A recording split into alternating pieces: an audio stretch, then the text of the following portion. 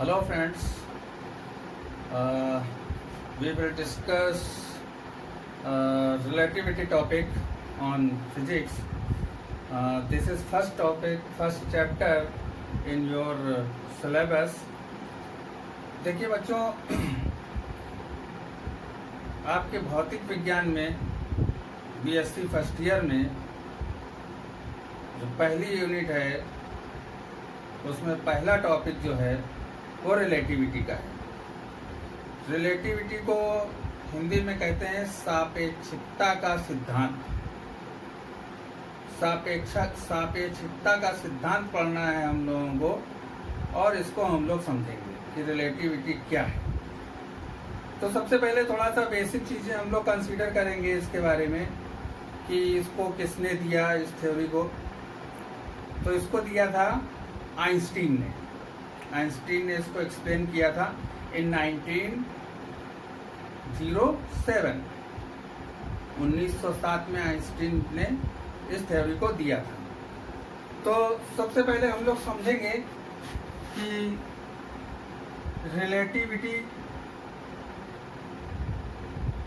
Relativity है क्या, मतलब कैसे हम रिलेट करेंगे, क्या होता है, थोड़ा सा कुछ समझने की कोशिश करेंगे।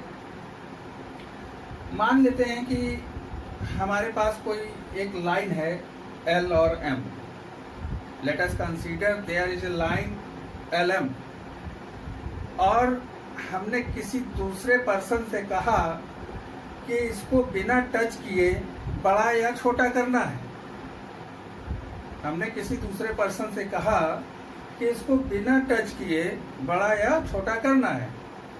तो क्या करेंगे, दूसरे पर्सन ने एक लाइन ड्रॉ कर दिया CD और एक दूसरी लाइन ड्रॉ कर दिया E और F। अब आप लोग देख रहे होंगे इस डायग्राम में कि EF LM से छोटी है और CD LM से बड़ी। तो हम ये कह सकते हैं कि LM एक ही टाइम पे CD से छोटी है बट EF से बड़ी है। The line LM is shorter than CD and greater than EF at the same time। एक ही टाइम पे दो अलग अलग लाइनों के रिस्पेक्ट में ये लाइन बड़ी और छोटी है। तो इसको हम ये कह सकते हैं कि लेंथ रिलेटिव होती है। समझ रहे हैं? इसको थोड़ा और समझने की कोशिश करेंगे। थोड़ा सा टॉपिक अच्छा टॉपिक है, जितना कम कंसीडर करेंगे, इमेजिन करेंगे, उतना आपको अच्छा समझने में सहायता मिलेगी। चलिए इसको थोड़ा सा एक और एग्जांपल से समझने की कोशिश करते हैं, फिर मैं आपको एक और एग्जांपल दूंगा। मान लेते हैं कि बेटा हमारे पास देखिए एक नदी है, रिवर है एक हमारे पास ये, और इसमें एक बोट है, स्टेशनरी है, मतलब रुकी हुई है। और इस नदी के दोनों तरफ एक पर्सन A खड़ा है और दूसरी तरफ पर्सन B खड़ा है। अब ये जो बोट है रुकी हुई है, अगर हम A की बात करें तो हम देखेंगे A के लेफ्ट हैंड में बोट है, और अगर हम B की बात करेंगे तो आप देख रहे होंगे B पर्सन के राइट हैंड में बोट है। नाव एक ही है लेकिन वो A के लेफ्ट में है और B के राइट में। तो इसको हम ये कह सकते हैं कि position is also relative, position भी रिलेटिव है। अच्छा, आप एक और एग्जांपल कंसीडर करते हैं। मान लीजिए कि एक आदमी मेरी हाइट जितना, अगर आप लोग देखेंगे तो अप्रॉक्स 6 फीट के आसपास, 6 फीट के आसपास आपको समझ में आएगा।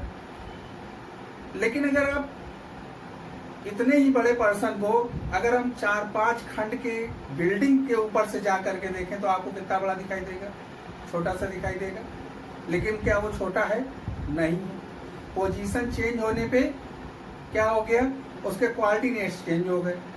जो हाइट आपको इतनी नज़र आ रही थी अब वो इतनी नज़र आ रही है। हम प्लेन को देखते हैं,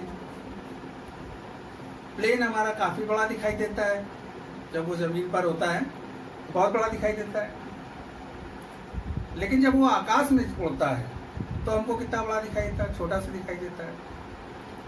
तो होता क्या है कि देखिए कोऑर्डिनेट्स चेंज हो रहे हैं। मान लेते हैं कि आप इस तरीके से कोऑर्डिनेट सिस्टम पढ़े होंगे, एक्स वाई जेड, ये कोऑर्डिनेट पढ़े होंगे।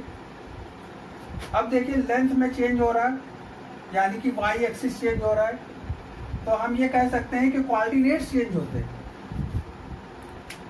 कोऑर्डिनेट्स समझ रहे ना बात को, थोड़ा समझने की कोशिश करिएगा।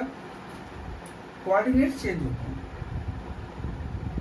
सेम टाइम पर दो अलग अलग पोजीशन से देखने पर हमको कोऑर्डिनेट्स अलग अलग नजर आएंगे। तो इसी तरीके से इसकी डेफिनेशन निकलती है कि frame of reference is a coordinate system relative to which the position and motion of a body may be described। कहने का मतलब ये हुआ कि फ्रेम ऑफ रेफरेंस एक कोऑर्डिनेट सिस्टम होता है जिससे कि हम किसी बॉडी के पोजीशन और मोशन को डिस्क्राइब कर सकते हैं। Frame of reference coordinate system होता है जिससे हम किसी भी बॉडी के पोजीशन और मोमेंट को, पोजीशन और मोशन को हम डिफाइन कर सकते हैं। समझ रहे हैं दोस्तों? थोड़ा आगे बढ़ते हैं, थोड़ा सा डेफिनेशन में आते हैं कि अगर डेफिनेशन आ जाती है कि फ्रेम ऑफ रेफरेंस की डेफिनेशन बताइए, तो फ्रेम ऑफ रेफरेंस की डेफिनेशन क्या बताएंगे?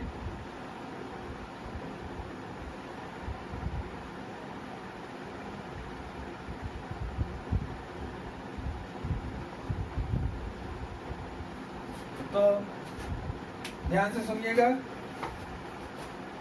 An imaginary coordinate system which defines the position and motion of a particle in free space is called frame of reference।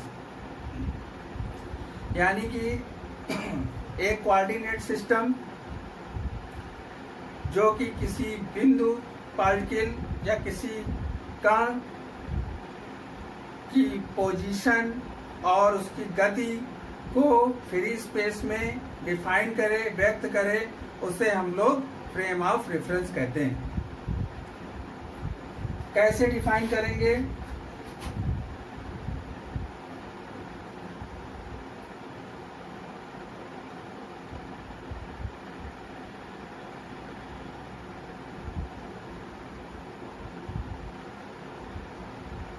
मान लेते हैं ये कोई पॉइंट है P, कण है, मान लेते हैं कण है, इसको मान लेते हैं। अब अगर इसको हम ओरिजिन से मेजर करना स्टार्ट करेंगे तो देखते हैं क्या मिलेगा, एक्स, वाई और जेड। ये बहुत बेसिक चीज़ है, कोऑर्डिनेट्स डिफाइन करना, आप लोग लास्ट क्लास में पढ़ चुके हैं। एक्स, वाई, जेड होंगे। इसमें एक और टाइम का कोऑर्डिनेट भी होता है, क्योंकि जब भी पोजीशन या मोशन को हम डिफाइन करते हैं तो बिना टाइम के हम डिफाइन नहीं कर सकते हैं। तो एक टाइम का टर्म और होता है, इसको फर्दर हम आगे किसी वीडियो में आपको एक्सप्लेन करेंगे टाइम के बारे में। तो ये जो चार कोऑर्डिनेट्स हुए इसको हम लोग फ्रेम ऑफ रेफरेंस कहेंगे। यानी कि हम इस तरीके से कहेंगे, frame of reference is equal to क्या हो जाएगा, एक्स, वाई, जेड और डी। ये हमारा फ्रेम ऑफ रेफरेंस होगा। इससे हम, ये चार कोऑर्डिनेट्स हैं, इससे हम किसी पार्टिकल की पोजीशन और मोशन को एक्सप्रेस कर सकते हैं।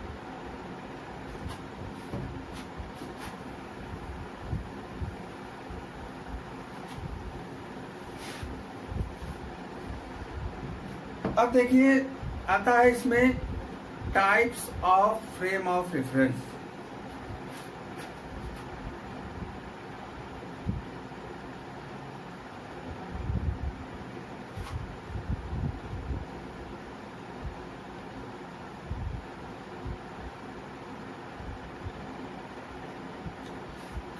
कितने प्रकार के फ्रेम ऑफ रेफरेंस होते हैं, इसको हिंदी में भी लिख देते हैं। क्या बोलते हैं इसको? निर्देश फ्रेम तंत्र, ऐसा बोलते हैं, निर्देश फ्रेम तंत्र। तो कितने प्रकार के होते हैं? तो there are two types of frame of reference. First is inertial frame of reference and second is non inertial frame of reference. तो इनर्शियल फ्रेम ऑफ रेफरेंस कौन से होते हैं, non inertial frame of reference कौन से होते हैं, तो आप समझने की कोशिश करेंगे। हिंदी में कहेंगे इनर्शियल को जड़त्वीय निर्देश फ्रेम तंत्र, और नॉन इनर्शियल को बोलेंगे अजड़त्वीय निर्देश फ्रेम तंत्र।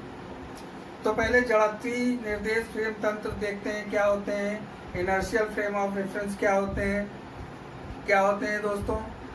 वे फ्रेम ऑफ रेफरेंस जो जड़त्व के नियम का पालन करते हैं, वे फ्रेम ऑफ रेफरेंस या वे निर्देश फ्रेम जो जड़त्व के नियम का पालन करते हैं, उन्हें हम जड़त्वीय निर्देश फ्रेम कहते हैं।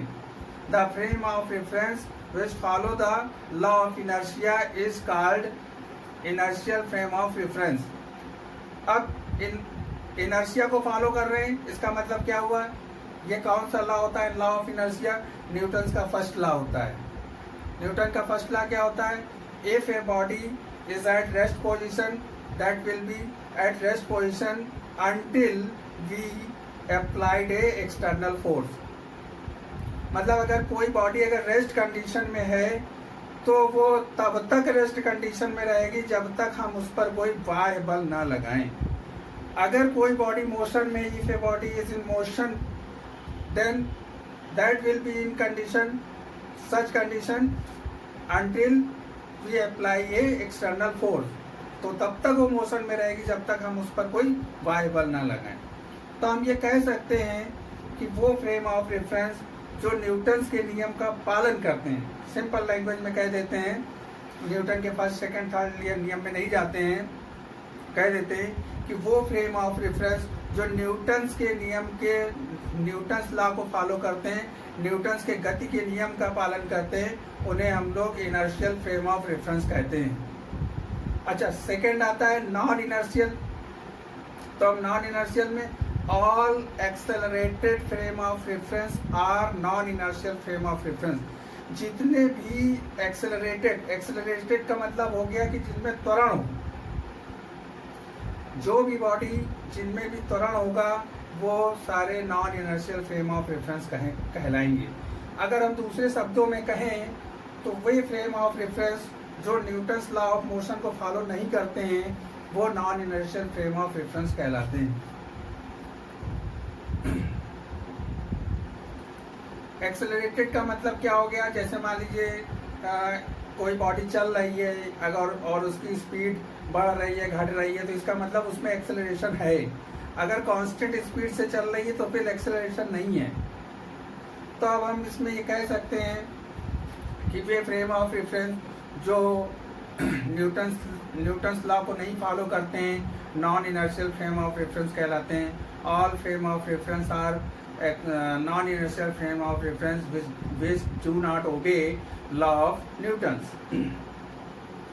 अब इसमें एग्जांपल आपसे पूछ दिया जाता है कि अर्थ कैसा फ्रेम ऑफ रेफरेंस है, इनर्शियल है कि नॉन इनर्शियल है। तो आप देखिए अर्थ क्या करती है, सन के चारों ओर रोटेट करती है, कांस्टेंट मोशन से रोटेट करती है, अपनी एक्सिस पर भी रोटेशन होता है।